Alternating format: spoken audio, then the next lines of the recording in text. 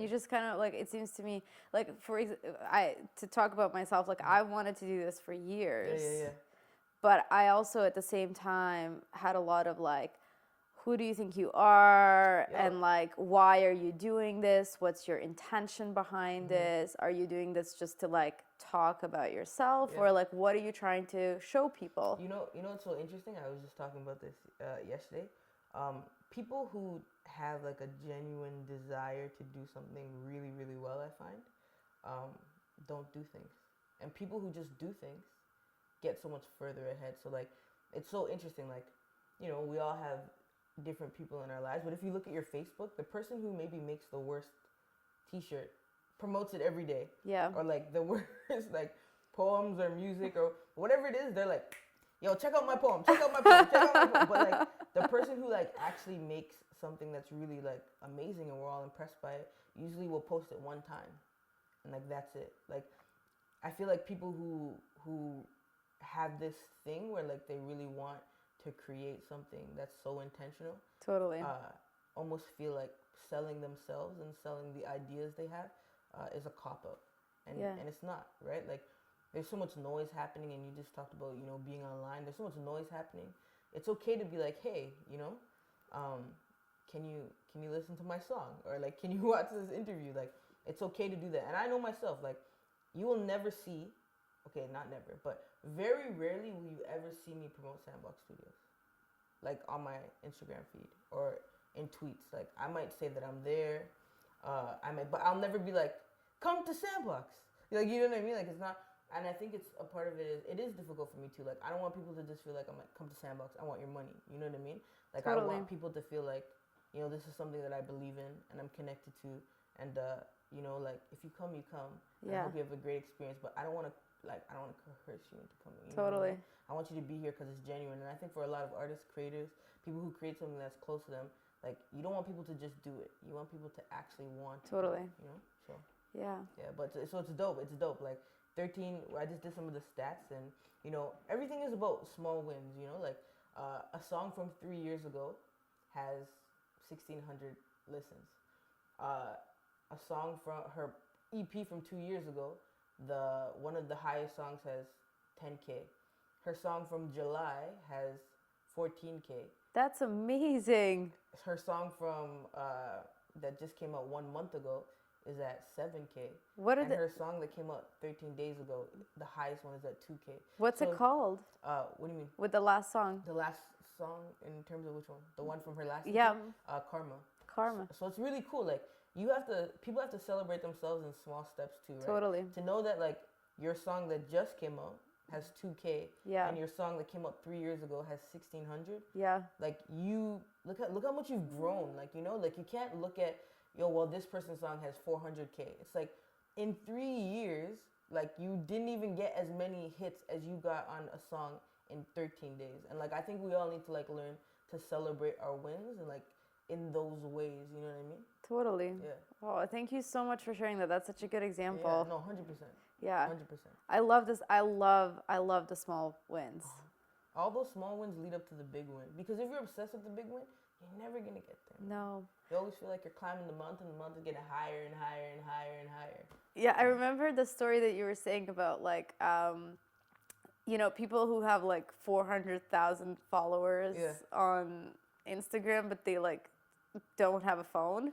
Yeah, no, it's true. Like, being able to monetize, I think this social media thing is really difficult for some people, right? Like, I'm wearing a Sandbox hat right now, and when I made them, within 24 hours, I made 50 hats and I sold out of them.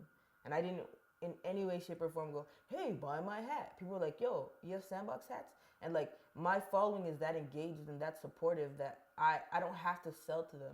I can monetize the fact that they support me, right? Totally. And so I think a lot of people struggle with like, how do they monetize it? Because half of celebrity culture or being famous, fame in itself is a currency, and like you have to bring that currency and bank it somewhere. And some people bank their currency through like ego, like it's just 100% like I have 400,000 followers, I'm gonna walk around like And some people take that and they actually bank it. They turn that into money. Kim Kardashian. People who sell those even like in the smallest way, like a personal trainer who has a big following, and then they make one of those waistband belts. You know what I mean? Like anything you do, like if people believe in you, they'll support it. You know? Totally. Like inherently, like we all have this belief that money is bad, and so that in itself makes us not want money. Totally. Right? And I think also like when you have people that come from a certain socioeconomic background who grow up without money, they have a very negative relationship with it, and then like to ask somebody to buy something feels like begging. Totally. Right? So like if asking for money feels like begging, and begging is bad, it's so interesting though. Like Foot Locker doesn't care to beg. Actually, they pay so they can beg. They pay for a commercial so they can beg. They pay for advertising space so they can beg. Everything about advertising is saying like, please come to my store, right? Please come inside. Little Caesars pays for a man to stand outside with a sign like this, right? Because they understand that if I keep getting in front of you, I'm gonna get your money. And so I think, we have to have a different kind of relationship with money. Like, do I want money to buy Balenciaga? No, like, I want money to change the world. So if you feel like you want money to change the world and to fill a gap and to make it a better place, then you deserve money more than Warren Buffett. Totally. You know what I mean? So I wanted to, our conversation just kind of led me into the next question, which is, things are changing so fast and there's so much going on. How are you taking care of yourself today, these days, or? Honestly, I have like a completely different attitude towards taking care of myself. Like I went on this journey with this gentleman by the name of Adrian Fenty, and he ran from Toronto to Ottawa. It took us 10 days to get there. And it was so interesting because I was driving for like 12 hours a day at like 8 kilometers an hour, like literally like, and in the car, like when you're driving that long and I have to follow behind him, there wasn't really an opportunity to eat junk, right? Or like crap, or I could just eat junk or crap.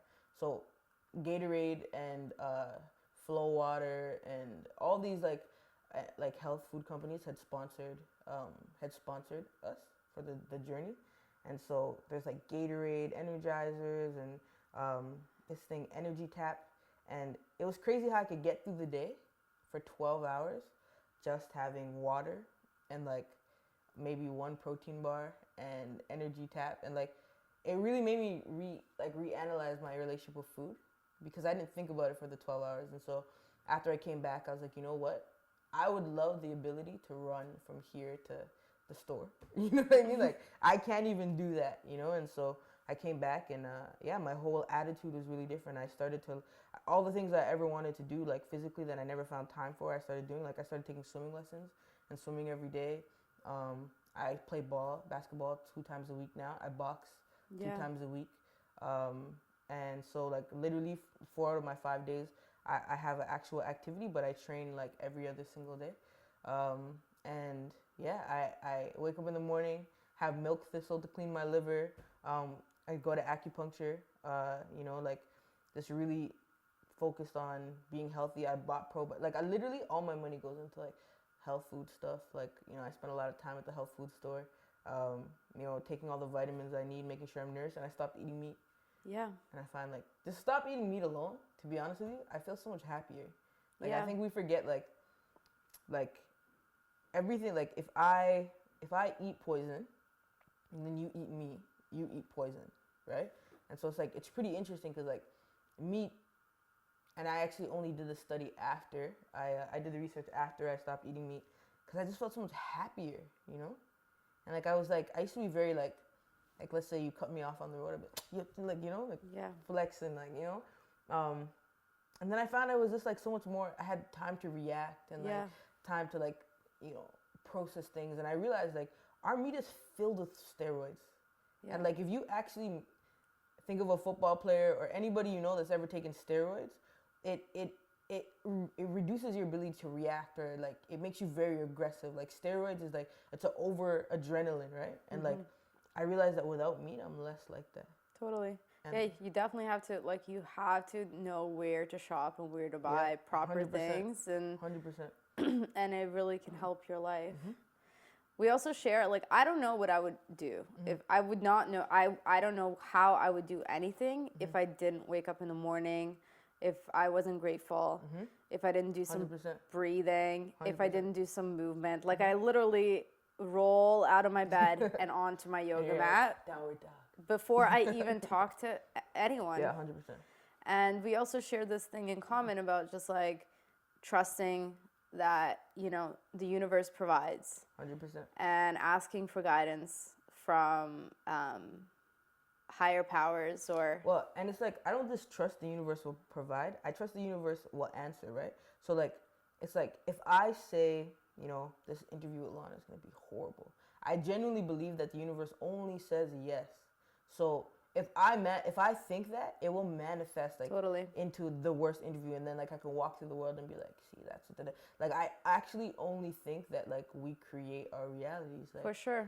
if we walk around and we believe anything, it will manifest in our lives. You know? For sure. And so like I trust that the universe will say yes to something I'm thinking, good or bad. Yeah. So like it's my job to have good thoughts. For sure. It's definitely our job to have good thoughts. Yeah. And I also trust myself and just like building that trust with myself. And there are different things, right? Like what your head says, what your heart says, what your gut feeling 100%. says. This morning I woke up and I had received a pretty upsetting email from someone. Those are the worst. And I opened and immediately my heart was like in my stomach. And I was like, oh, I could totally make this the story. Yeah. This could be the story for the rest of my day. Yep. Or I could like plug in to the here and now and just like get some food in me, first of all, before I even make up my mind 100%. about anything, and just like see what happens from 100%. there. Yeah. I think that that's always been like my downfall, is like I always used to react. So like, let's say like you send me that email, man, you're gonna get it. You know what I mean? You're gonna get it, and I'm gonna cut you off. And like and I think like what you just said is so important. Like to not allow people to interrupt your whatever you would do for yourself. Do it anyway. So like, you know, yesterday I was talking to like my bro. He's the senior engineer at Sandbox, and his landlord had somebody like not lock him in, but parked behind him. Yeah. And then left. And he was so upset because that person was in the wrong. And, you know, we spoke about it after, and, like, we both, before the end of the conversation, were like, who cares? Like, they know they're in the wrong. The car is moving now. Like, sometimes, like, not allowing people to take us outside of ourselves. And one of the biggest things that ever happened to me, like, I went through this really, like, public experience of no longer working with my last big client about 4 years ago. And one of the only things that I regret about that situation is that I feel like I allowed her to take me outside of myself. Yeah. Because I kept reacting, right? Yeah. Like she would do something and I would react, and she would do something and like now I've learned there's a power in not allowing anyone to interrupt what you would do. Like if I was gonna be nice to you and you do some jerk off thing, well, you know, I'm still gonna do what I would do. You know what I mean? For sure. Yeah, I think sometimes it's we hold on, like, because we're human, right? And because sometimes we're tired or we're burnt out, or 100%. It's like late at night. Or it's just like, how dare you? I know. I'm right. You could have sent me this email at 8 p.m. I know. I'm right. You're wrong. Yeah. I'm right and you're wrong, right? And like how not to engage in that. Because none of us are right and none of us are wrong. We're just doing the best we can with the experience we have. Totally. 100%. Thank you so much. My heart is like totally full. It's such a pleasure. Thank you. Honestly, see you. You're so awesome, and like the fact that you, you know, I was super impressed. I remember after our first yoga session, and like to know that like you're a for real yoga instructor and you work with some amazing people and you're so invested. Like you went back to school to even learn more about like everything, and like that you took the time out to, you know, offer. You know, shout out Damika, and like Damika and I would come on Mondays, and it's interesting. I have a text from her, and she's like, "Man, I really miss yoga," because like it just you took the time out to like not only like have yoga with us, but ask us questions and like give us snacks, and like you cared so much, and like that Monday time was so important for me. So like I'm so super grateful to you, because like your kindness is why we know each other. Thank you so much. For real. Thank you. I'm super grateful to have you join us today to talk to my friend Kiana. If you need a session to record your music, you should definitely check out sandboxstudios.ca. sandboxstudios.ca, and there's 100%. 2 locations. And if you need any marketing or branding, because outside of owning Sandbox, like that's mainly what I do. Rookz.ca. There you go. It's that easy, that simple. Should we like hug? Yeah. Thanks, girl. Thanks for having me. Of course.